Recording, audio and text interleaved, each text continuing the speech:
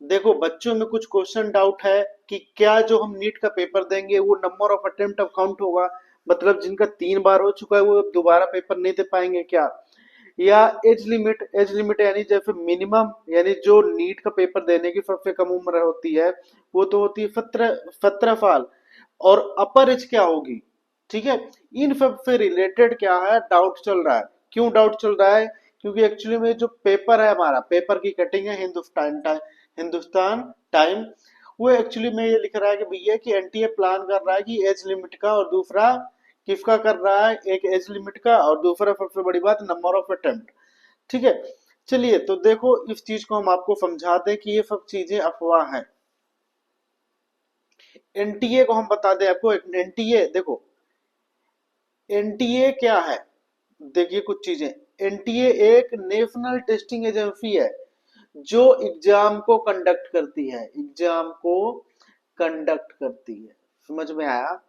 ठीक है, इससे पहले आपके जो हमारे क्या होते थे, पेपर होते थे नीट 2017 तक या 18 तक, उतने टाइम तक एज लिमिट था, एज लिमिट। ठीक है, जब मैं पेपर दिया हूं तब एज लिमिट था, यानी आपका कुछ एक एज लिमिट था सर्टेन कि आप इस उम्र के बाद आप पेपर नहीं दे सकते। दूसरा नंबर ऑफ अटेम्प्ट क्या था कि वो बोलते थे 3, यानी 3 अटेम्प्ट दे दिए तो उसके बाद आपका नहीं हो पाएगा। ठीक है, उतने टाइम पे ये सब कौन कहती थी, एनटीए नहीं करते थे उतने टाइम पे, कौन कहती थी, सीबीएसई।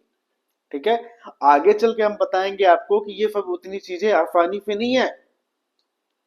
मैं पेपर दिया हूं, मुझे पता है एक नॉर्मली पेपर होता है, जैसे फॉर एग्जाम्पल के लिए जीपैट एक फार्मेसी का पेपर होता है। ठीक है, पीजी के लिए आप इसमें आप क्या करो, इसमें इतने बच्चे आ जाते हैं कि हमारे पास उतना सिस्टम नहीं होता। ठीक है, कि वो फुलफिल कर पाए। अब आप बताइए कि नीट में तो लाखों बच्चे, कितने लाखों बच्चे भरते हैं फॉर्म। समझ में आया?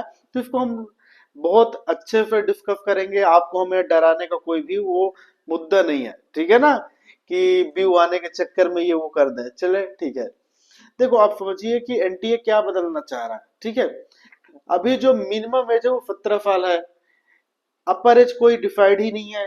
ठीक है, अनलिमिटेड है, अभी जितना देना चाहो उतना दे लो मरते दम तक। ठीक है, अब एनटीए क्या कर रही है, ठीक है, वो सोच रही है कि भैया हम इनको एज लिमिट एक दे दें। ठीक है, 30 साल 35 साल 25 साल जो भी है। ठीक है, दूसरा अटेम्प्ट लिमिट देखो, अगर जो देगी तो मिनिमम कितने होंगी, 3, 3 से कम कभी नहीं होता।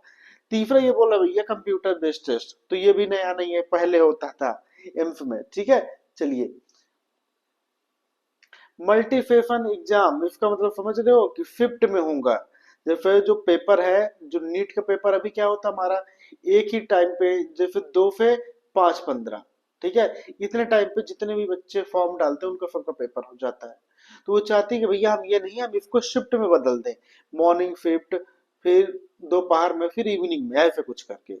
ठीक है, ये जो पूरे सुझाव हैं, ये जो तीन या चारों सुझाव है ना भैया, ये कौन दिया पता आपको? राधा कृष्णन कमेटी। ये देखो राधा कृष्णन कमेटी। ठीक है, राधा कृष्णन कमेटी क्या है, एक जो हमारी गवर्नमेंट है, मिनिस्ट्री ऑफ एजुकेशन ने इसको स्टेब्लिश किया था कि भैया तुम्हें थोड़ा एजुकेशन वगैरह ये सब थोड़ा देखना ताकना है। ठीक है, चलिए अब हम आपको एक बात यहाँ पे बता दें, कुछ चीजें, क्या ये पॉसिबल है? एक मिनट देखो, चलो अब यहाँ पे हम आपको कुछ चीजें बता दें। एक एज लिमिट का, ठीक है, कि वो 25 से 30 साल कितना कर रही है। ठीक है, चलिए एक एज लिमिट हो गया। दूसरा आता है नंबर ऑफ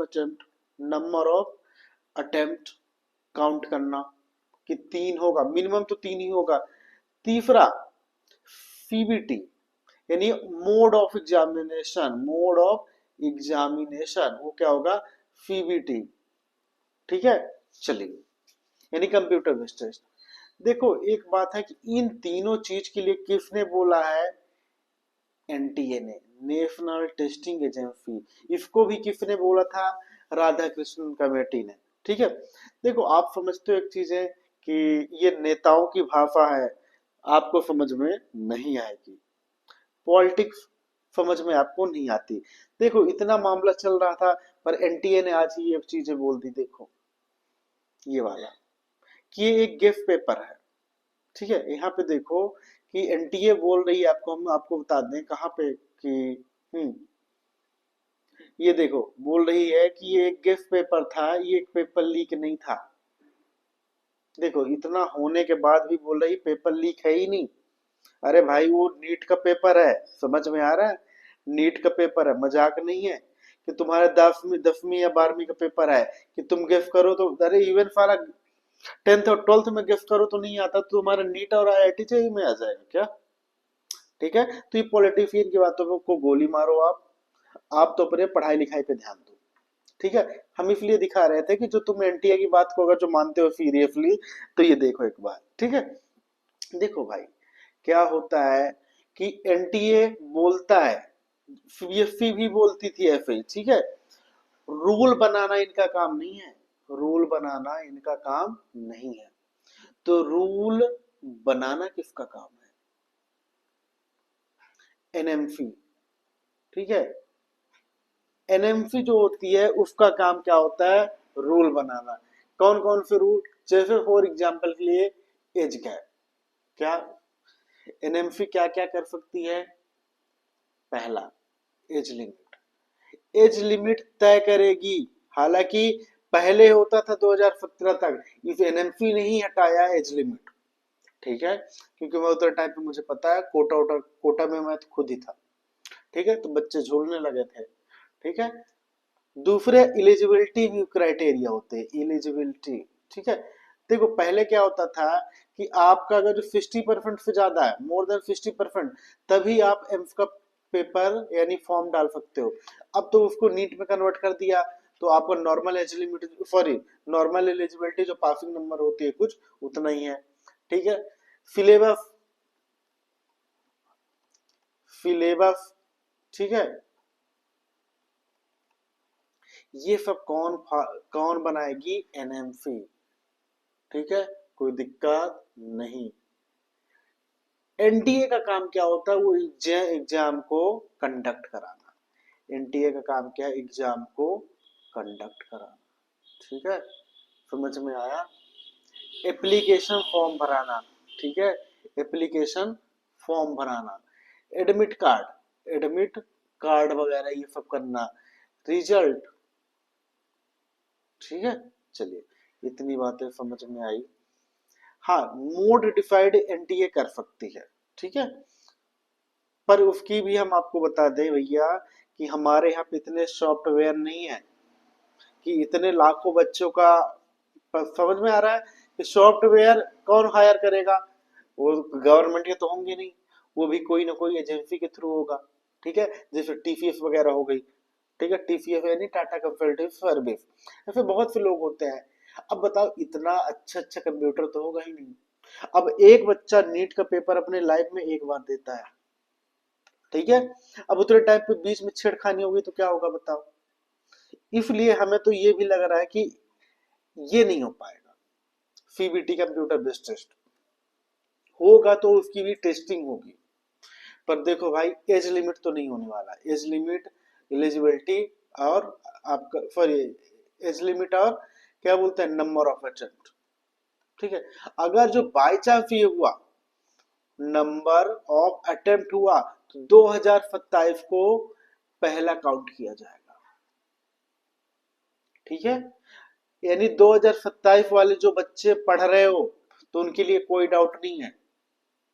अगर जो ऐसा कुछ चीजें होती तो इतना तेजी से ये सब चीज रहा है, तो आपके लिए नीट 2027 के लिए एक गाइडलाइन अभी आ गई होगी, ठीक है। तो कुछ लोग व्यू के चक्कर में इधर उधर से चीजें डाल देते हैं, तो उनमें मत पड़ो तो, ठीक है। एक बात और थोड़ा सा इंपॉर्टेंट है, क्योंकि पैसा लग रहा है आपका, कोचिंग का सिलेक्शन, ठीक है।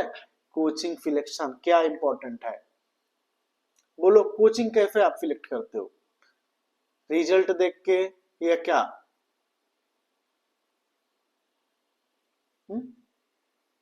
रिजल्ट देख के, ठीक है। चलो आपको पता है कि यहाँ पे आर फीफी कोचिंग करके थी, ठीक है, वहां पे एक माननीय महोदय डायरेक्टर सर थे, ठीक है, नाम तुम्हें पता होगा, तुम ज्यादा न्यूज देखते हो।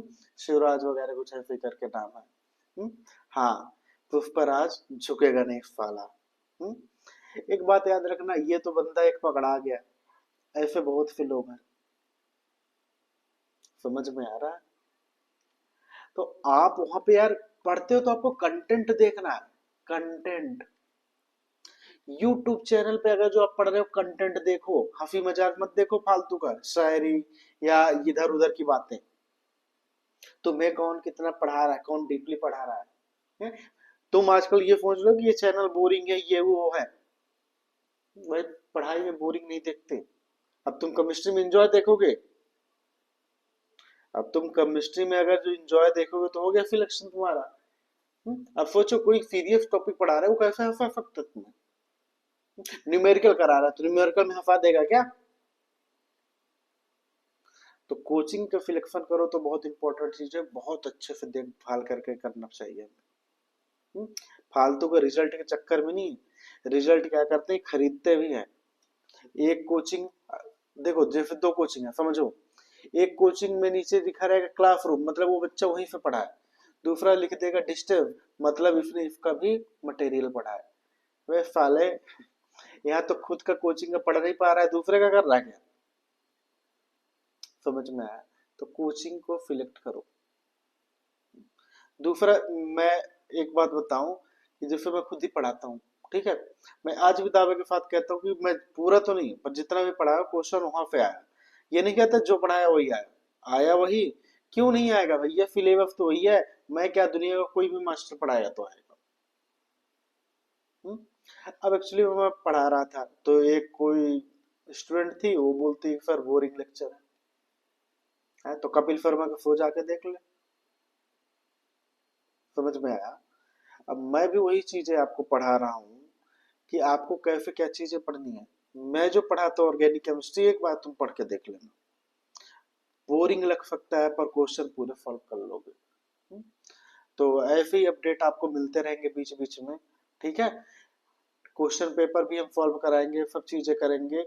तो इसके लिए आप जो नए हो तो चैनल को एक बार सब्सक्राइब जरूर कर लें, बाकी आपकी मर्जी।